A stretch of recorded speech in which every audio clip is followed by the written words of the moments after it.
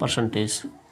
इस तरह के बार क्वेश्चन आ जाते हैं कि भाई जो ना इफ स्टूडेंट को 36% मार्क्स, यानी कि एक स्टूडेंट था उसने 36% जो है ना वो मार्क्स गेन किए, उसके बावजूद भी जो ना 32 नंबर से फेल हो गया। ठीक है। और नेक्स्ट टाइम उसने जैसे 48% मार्क्स उन्होंने गेन किए, तो उस टाइम पे जो ना वो ही पास बाई 64% मार्क्स, यानी कि उसके 64 नंबर ज़्यादा आ गए।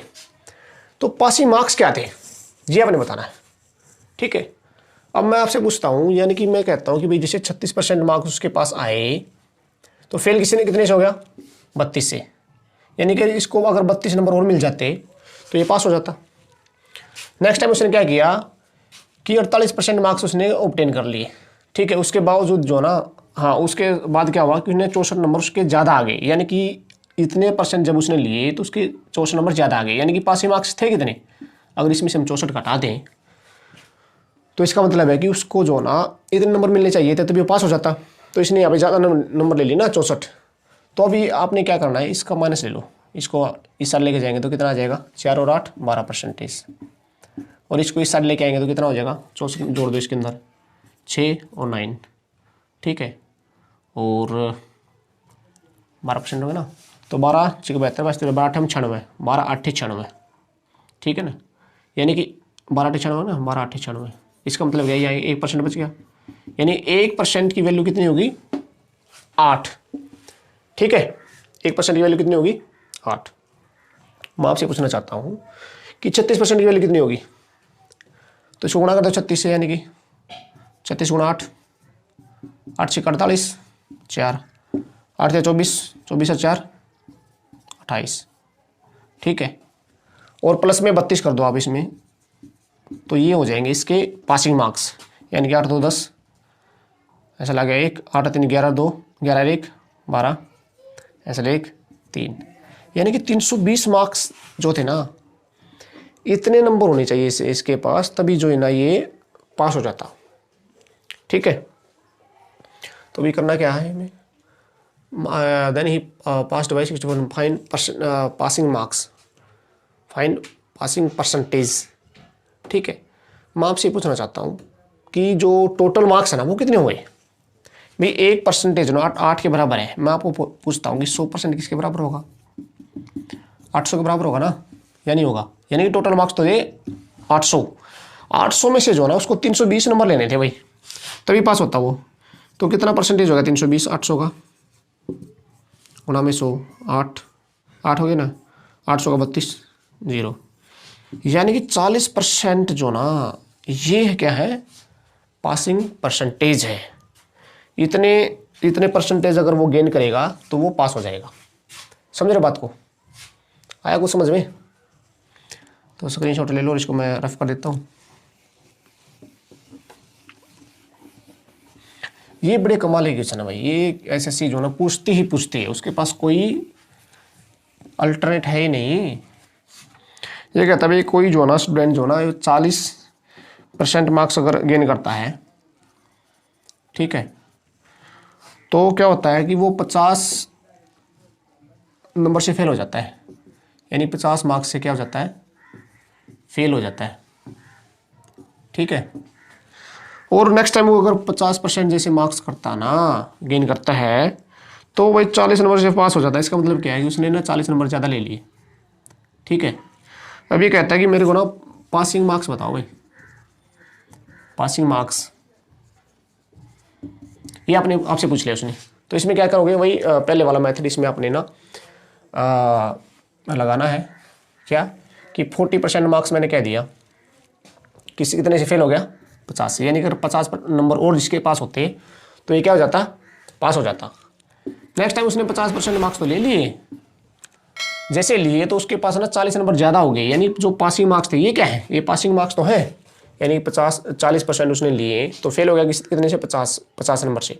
यानी कि अगर मान ली ये 40% है, इसमें हम 50 ऐड करते हैं तो ये पासिंग मार्क्स हो गए, यानी इतने नंबर उसके पास होने चाहिए। ठीक है। और ये 50% है, इसमें से अगर -40 कर दें तो इसका मतलब क्या है? ये भी पासिंग मार्क्स हो गए। तो पासिंग मार्क्स और पासिंग मार्क्स जो ना हम इक्वल तो कर ही सकते हैं। ठीक है। तो अभी कैलकुलेट कर लो, 40 को उस साइड लेके जाएंगे तो कितना हो जाएगा? 10%, और ये 40 इस साइड आएगा 90 हो जाएगा, यानी 10% की वैल्यू कितनी होगी? 90। मैं पूछता हूँ 1% की वैल्यू कितनी होगी भाई 9, और 100 की कितनी होगी 100% की 900। इसका मतलब क्या है कि ये जो ना इतने टोटल मार्क्स है, ठीक है।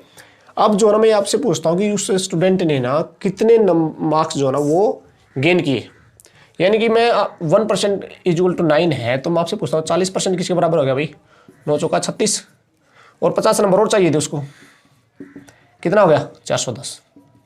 यानी कि 410 जो ना ये पासिंग मार्क्स है। अगर 410 उसके पास मार्क्स हो जाएंगे तो वो पास हो जाएगा।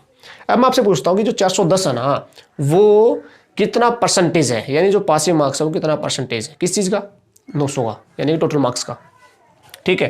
तो निकालो परसेंटेज कितना पासिंग मार्क्स ना, percentage of passing marks, passing marks कैसे 410 डिवाइड बाई 900, परसेंटेज के लिए 100 कर दो भाई, 9 आ गया, कट रहा है अभी नहीं कट रहा है ना, तो कहना इसको ऐसे लिख देंगे 410/9, ठीक है। 9 चौका 36, बचा कितना 5, 9 5 45, 5/9, ये क्या आ गया, ये जो ना पास परसेंटेज ऑफ पासिंग मार्क्स है, यानी कि इतना परसेंटेज अगर वो गेन करेगा तो पास हो जाएगा। obvious सी बात है कि मैं आपसे पूछता हूँ कि उस किसी व्यक्ति की जो ना इनकम है 100 रुपये इनकम, ठीक है, और उसने ना टैक्स में लगा दिए 10%, यानी कि 100 का 10% 10 रुपये हो गए, तो उसकी नेट इनकम कितनी होगी, नेट इनकम यानी कि इतने उसको टैक्स में दे दिए 100 रुपये उसके पास टोटल थे, तो कितने बचे 90 रुपये, यानी जो नेट इनकम होगी ना हमारी वो क्या होगी इनकम माइनस में टैक्स। ये बात आप समझ रहे हो, ठीक है। तो इसी भी यहाँ पे जो ना क्वेश्चन करते हैं, a man spend 60% of is income, ठीक है, यानी कि कोई इंसान है भाई वो जो ना अपनी इनकम का 60% क्या कर देता है इन्वेस्ट कर देता है,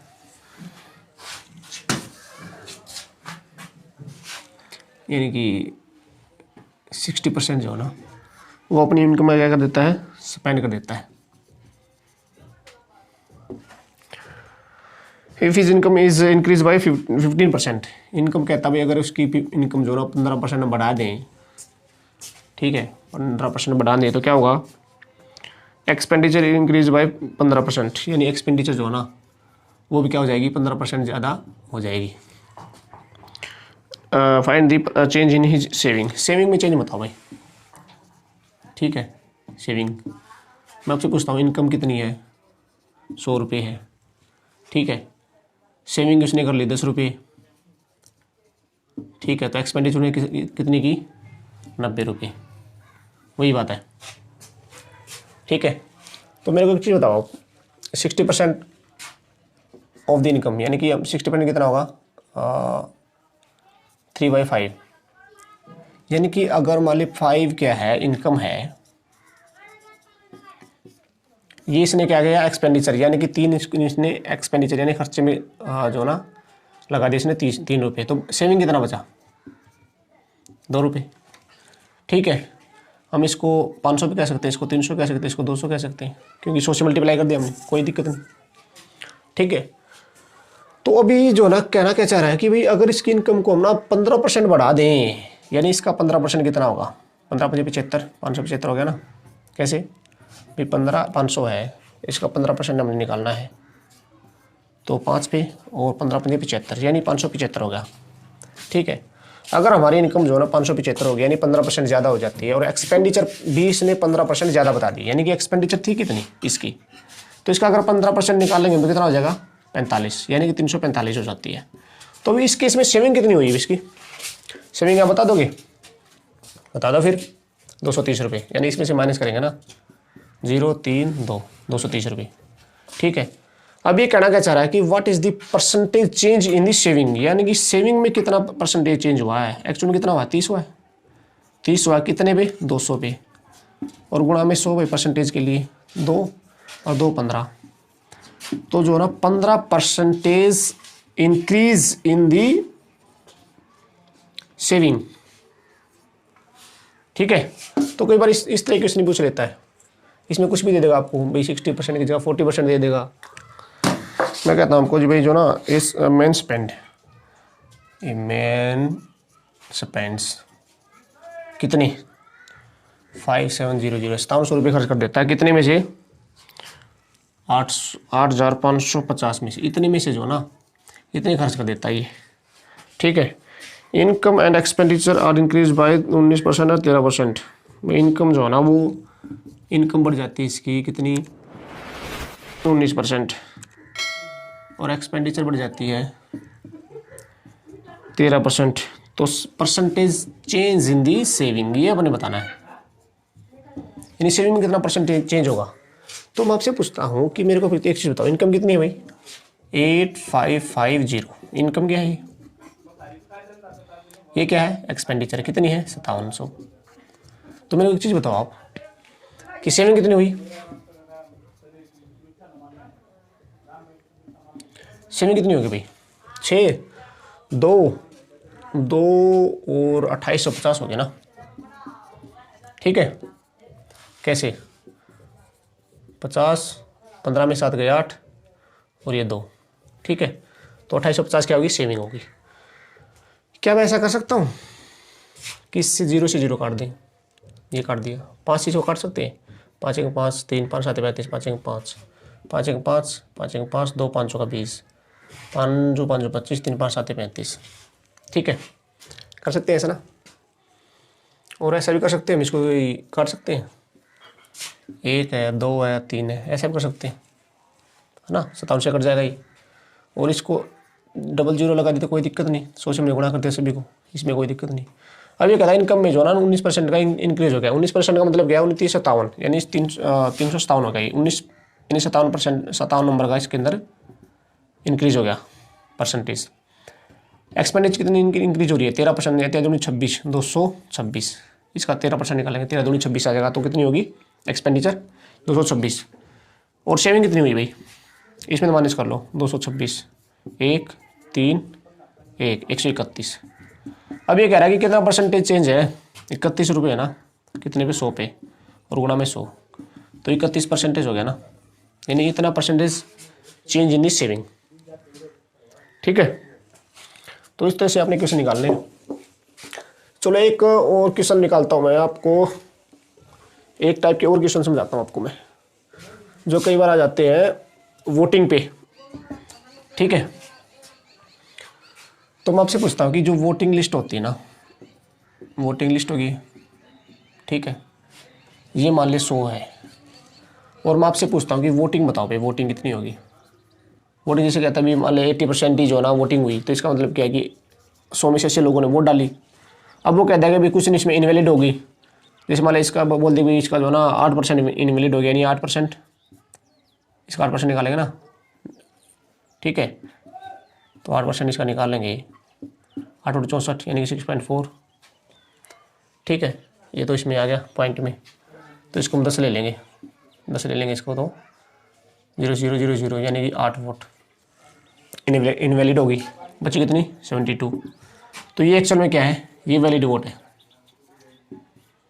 ठीक है, तो इस पे आपने जो है ना अभी पूछ के रखा है, इस तरह के मान ले जो इलेक्शन में वोटिंग वगैरह होती है उसका उस पर क्वेश्चन आता है, वोटिंग लिस्ट दिया कुछ भी, उसमें वोटिंग कितनी हुई, ठीक है, इनवैलिड बता देगा इतने हो गए हैं, और अभी जो वैलिड वोट है उसका आप परसेंटेज निकालो, इस तरह क्वेश्चन पूछा। तो उसमें क्या पूछा है वो हम आपको बता देते हैं उसके बारे में ही।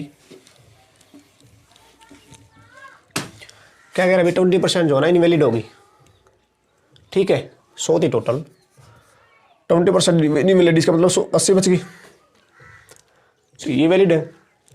इसका 70% जो है ना वो मिल जाता है इसको विनर को, 70 बचा कितना 30। ये क्या है, ये है वोटिंग लिस्ट, वोटिंग लिस्ट ये क्या है, ये वोटिंग हुई है भाई। ठीक है, ये विनर है और ये क्या है, ये लूजर है। अब मैं आपसे पूछता हूँ कि इसके पास जो ना इसने 70% गेन किया, किसका 70%, इसका, और ये कहता है कि इससे ज़्यादा इसने जो ना 96 से वोट जिसने गेन कर लिए, इसका मतलब इसने कितने ज़्यादा किए इससे 40%। अब 40% किसका, 80 का, वो अगर हम निकालेंगे ना तो कितना कह रहा है ये 96। ठीक है, 0 से 0, 0 से 0, 2 0 और 800 का 32, 32 दिया 300, यानी कि यहाँ पे 1% भी कह सकते हैं या 1% कहेंगे, यानी एक की वैल्यू कितनी आएगी 300। निकालनी कितनी है रियल में, 100 की निकालनी है। 100 कितनी आ गई 30,000। ठीक है, यानी कि हमारे पास जो टोटल वोटिंग लिस्ट के अंदर जो था जो वोटिंग लिस्ट थी ना वो कितने की थी 30,000 की थी। ठीक है, यानी कि हमारे पास वोटिंग लिस्ट तो आई थी 30,000 की, लेकिन उसमें से 20% जो है वो इनवैलिड घोषित कर देता है। तो अगर हमारे को बोलता है कि भी वोटिंग बताओ कितनी की हुई है, तो वोटिंग हम बता देंगे, इसका 80% निकाल लेंगे। ठीक है, यानी कि 4/5 निकाल लेंगे इसका, 5 6 का 30। ठीक है, गुणा में 4, 4 6 का 24, यानी कि इतनी जो ना ये वोटिंग हुई थी भाई। ठीक है, अगर इसका फिर 70-30% निकालेंगे ना, ठीक है, और इसका जो है ना इसको माइनस करेंगे तो 9600 आ जाएगा। एक दूसरा तरीका समझाता हूँ मैं इसी का क्वेश्चन का। भाई इतना करने की क्या ज़रूरत है, छोटा नहीं कर सकते इसको। मैं आपसे पूछता हूँ कि टोटल वोट है x। ठीक है, अब ये कहता है कि जो ना 20% इनवैलिड है, इनवैलिड होगी 20%, बच्ची कितनी भाई 20% किसका मतलब होता है, 20% का मतलब है 1/5, यानी कि 5 में से एक तो इनवैलिड होगी, बच्ची कितनी 4 बच गई ना, तो 4/5। ठीक है, और जो ना विनर जो है ना 70% गेन कर देता है। ठीक है, 70% इसको गेन कर लेता है। ठीक है, और ये कहता है कि भाई 96 जो है ना इसने 96 वोट जो है ना इसने गेन किए। ठीक है, तो मेरे को एक चीज़ बताओ, जो ये रिमेनिंग वोट्स है ना भाई, जैसे मैंने आपको ये बताया था कि 4/5 ये निकल गया 80। ठीक है, और जो इसको 96 वोट मिली है वो किसका मिली है, इसका मिली है। ठीक है, अगर ये 70% जो ना ये गेन करता तो इसका मतलब क्या है 30% उसने गेन करना पड़ेगा। तो एक्चुअल में जो ना इसने कितना ज़्यादा, ये कहता है ना इतने वोटों से इलेक्शन को जीत जाता है, इसका मतलब इसने जो लूजर है ना उससे कितना परसेंटेज ज़्यादा वोट गेन की है, कितना ज़्यादा है 40%। 40% को हम क्या लिखेंगे, 40% को बताओ भाई 2/5 कह सकते हैं, तो यानी इसका 2/5 कितने के बराबर है 96 के बराबर है। 4 दूनी 8, 8 1 8, 8 दूनी 16, 1200। ठीक है, और 5 5 25, 25 और 12 गुणा करेंगे तो और ये 100 है। ठीक है, 100 ना, 25 दूनी 50, 5 25 के 25 है 5 30 और 2 0 एज इट इज 30,000 आ गया ना, यहाँ भी 30,000 है, यहाँ भी 30,000 है। ये तो हमने एक लाइन में क्वेश्चन कर दिया। और इसके लिए ये कितना बड़ा किया है, तो ये इस क्वेश्चन को ना इस तरह से आपने कैलकुलेट करना है एग्जाम अप्रोच में। Salary of A and B, दोनों की सैलरी जो है ना वो कितनी है 1500 रुपये। ए स्पेंड 90%, ए तो जो है ना वो 90% क्या कर देता है स्पेंड कर देता है। ठीक है, और जो बी है वो 80% कर देता है भाई, स्पेंड्स खर्चा कर देता है। और रेशियो दे रखा है उनकी शेविंग का, शेविंग का जो रेशियो है ना वो है कितना 3:4। सैलरी का रेशियो बताओ आप मेरे को, सैलरी का क्या रेशियो आएगा। ठीक है, सैलरी का रेशियो बता सकते हैं क्या इससे, यानी ए और बी का जो ना सैलरी का रेशियो क्या होगा वो बताना आपने। तो मैं आपसे पूछना चाहता हूँ कि इनकम जो है कितनी है 1500। ठीक है, ये रेशियो पूछ रहा है ना, तो अगर रेशियो पूछ रहा है तो क्या इसकी ज़रूरत है भाई ए और बी ने कितनी इनकम है, इसकी ज़रूरत है क्योंकि तो परसेंटेज पूछ रहा है, एक तरह से मान लो रेशियो पूछ रहा है तो इसकी तो हमें ज़रूरत है ही नहीं। तो इसका क्या करेंगे, सेविंग का पूछ रहा है ना, अगर 90% जो है ना वो स्पेंड कर देता है, इसका मतलब क्या है सेविंग कितना करेगा भाई 10% करेगा। बी अगर 80% स्पेंड कर देता तो बी कितना सेव करेगा 20%। सेविंग का यानी ए कितना सेव कर रहा है 10%, ये 20%, इसका रेशियो क्या दे रखा है 3/4, परसेंटेज से परसेंटेज कट जाएगा, 2 से कट जाएगा, 2 दूनी 4, तो ए बी का रेशियो क्या आ गया 3:2। ये कहता भाई जो है ना किसी क्लास में जो है ना 40% जो है ना स्टूडेंट वो केवल हिंदी बोलते हैं, केवल हिंदी, ठीक है, और 25% ऐसे हैं भाई जो केवल इंग्लिश बोलते हैं, ठीक है। और रेस्ट जो है ना वो क्या करते हैं, rest of the students can speak both the language, और जो बच गए ना वो दोनों ही बोला भाई, हिंदी बोला है और इंग्लिश ही बोलते हैं, ठीक है। तो ये कहता है कि ऐसे कितने कैंडिडेट हैं जो इंग्लिश बोलते हैं, केवल इंग्लिश नहीं, केवल इंग्लिश ये रखे नहीं, ये पूछ रहा है कि कितने ऐसे स्टूडेंट हैं कि जो इंग्लिश बोलते हैं। ये कह रहा है कि 60 तो जो ना टोटल क्या है कैंडिडेट है। मेरे को एक चीज़ बताओ आप, मैं कहता हूँ ये केवल हिंदी है और ये केवल इंग्लिश है, यानी कि केवल हिंदी है, ये इंग्लिश है, ठीक है। और कुछ स्टूडेंट ऐसे भी होंगे जो दोनों बोलेंगे भाई, ऐसा भी हो सकता है ना। तो केवल हिंदी वाले कितने हैं 40%, और इंग्लिश वाले कितने हैं 25%, ठीक है। अच्छा, तो ये कितने बच गए 40 और 25 कितने हो गए 65 हो गए, 65%। अब ये कह रहा है जो रिमेनिंग है ना वो तो दोनों ही बोलते हैं, यानी कि बच्चे कितने, इसको 100 में से माइनस करेंगे तो कितना बचेगा 35%, यानी कि 35% ऐसे हैं जो दोनों ही बोलते हैं। तो मेरे को एक चीज़ बताओ, जो इंग्लिश बोलने वाले कैंडिडेट कितने हैं इसमें, इंग्लिश बोलने वाले कितने हैं, केवल इंग्लिश तो ये है, ठीक है, और ये टोटल है जो इंग्लिश भी है और हिंदी भी है ना। वो कह रहे हैं कि 35% ऐसे हैं जो बहुत लैंग्वेज बोलते हैं। इसका मतलब क्या है, अगर हम इंग्लिश की बात करें ना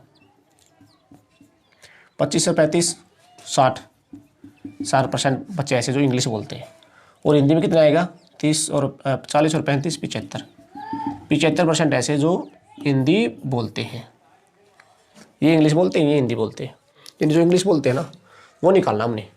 तो 60% निकालना भाई, 60 का 60 टोटल थे, इधर 60% निकाल दो आप, 6/10 6 कितना आ गया 36, यानी 36 बच्चे ऐसे हैं जो इंग्लिश बोलते हैं, केवल इंग्लिश नहीं इंग्लिश बोलते हैं। केवल इंग्लिश निकालना हो तो 25% निकाल देंगे। किसका 25%, 60 का। और मैं आपसे पूछता हूँ, आप ऐसे बताओ मेरे को कि हिंदी कितने बोलते हैं, केवल हिंदी नहीं, हिंदी कितने बोलते हैं, हिंदी तो बोलते हैं 75%। किसका 60 का। 75 को क्या कह सकते हैं हम 3/4 कह सकते हैं ना, 15 चौका 60, 15 45 बच्चे ऐसे हैं जो हिंदी बोलते हैं, ठीक है। माँ से पूछता हूँ कि जो ना दोनों ही लैंग्वेज बोलते हैं भाई, both the language, who can speak both the language,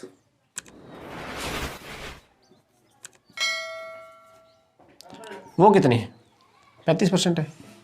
किसका 35%, 60 का। हाँ जी, तो 35% है, 35% है, कितना है 35, 5 7 35, 5 9 10, 2 3 6 7 21, तो 21 बंदे ऐसे हैं जो both the language they can speak both the language. 21 student ऐसे। अगर अभी कोई एग्जामिनेशन है ना उसके अंदर 65% कैंडिडेट तो ऐसे हैं जो मैथ के अंदर पास हो जाते हैं, 40% ऐसे हैं, 48% ऐसे हैं जो फिजिक्स के अंदर पास हो जाते हैं, और 30% ऐसे हैं जो दोनों में पास हो जाते हैं, यानी फिजिक्स और मैथ और फिजिक्स में दोनों पास हो गए भाई। ये कहता है कि कौन कितने ऐसे कैंडिडेट हैं जो बहुत ही सब्जेक्ट में फेल हो जाते हैं, ठीक है, कितने ऐसे कैंडिडेट जो दोनों ही सब्जेक्ट में फेल हो जाते हैं, क्या बात है, यानी कि percentage of candidate who fail in both the subject ये बताओ आप। तो मेरे को एक चीज़ बताओ, पहले मैथ में कितने पास हो जाते हैं भाई? 65%। और ये फिजिक्स के अंदर कितने हैं भाई? फिजिक्स के अंदर है 48। ठीक है, और 30% है जो फिजिक्स और मैथ के अंदर, दोनों के अंदर पास हो जाते हैं। मेरे को एक चीज़ बताओ, अगर ये कैंडिडेट ऐसे हैं जो 30% है, जो मैथ और फिजिक्स के दोनों के अंदर पास हो जाती है, ठीक है, तो मैथ के अंदर कितने बचे? केवल मैथ के अंदर, यानी कि 65 थे ना, 30% तो ऐसे रहे, केवल मैथ के अंदर इतने बचे 35%। और मैं आपसे पूछता हूँ कि यहाँ पे जो है ना फिजिक्स के अंदर, केवल फिजिक्स के अंदर कितने बचे? 48 थे, 48% थे ना, 48%, 30% इसमें चले गए तो कितने बचे? 18%। इनको जोड़ लो सभी को, 30 और 35 65, 65 18 13, और ये 8 83। यानी कि ऐसे ये कैंडिडेट है जो मान ली मैथ और फिजिक्स में पास हो जा रहे हैं। बचे कितने जो फेल हो गए भाई? 100 में से 83 को माइनस करेंगे तो कितना बचेगा? 17%। यानी 17% कैंडिडेट ऐसे हैं जो बहुत जो दोनों सब्जेक्ट में फेल हो जा रहे हैं। ठीक है, तो इस तरह से आपने